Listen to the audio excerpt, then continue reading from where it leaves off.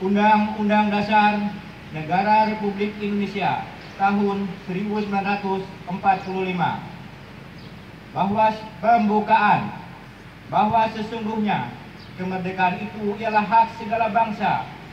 dan oleh sebab itu maka penjajahan di atas dunia harus dihapuskan karena tidak sesuai dengan peri kemanusiaan dan peri keadilan. Dan perjuangan pergerakan kemerdekaan Indonesia telah sampailah kepada saat yang berbahagia dengan selamat sentosa mengantarkan rakyat Indonesia ke depan pintu gerbang kemerdekaan negara Indonesia yang merdeka, bersatu, berdaulat, adil dan makmur. Atas berkat rahmat Allah yang Maha Kuasa dan dengan didorongkan oleh keinginan luhur supaya berkehidupan kebangsaan yang bebas, maka rakyat Indonesia menyatakan dengan ini kemerdekaannya.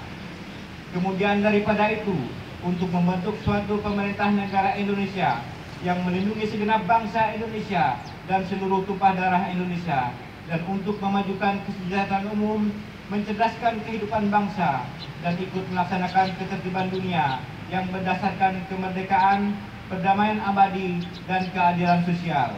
Maka disusunlah kemerdekaan kebangsaan Indonesia itu dalam suatu Undang-Undang Dasar Negara Indonesia yang terbentuk dalam suatu susunan negara Republik Indonesia yang berkedaulatan rakyat dengan berdasar kepada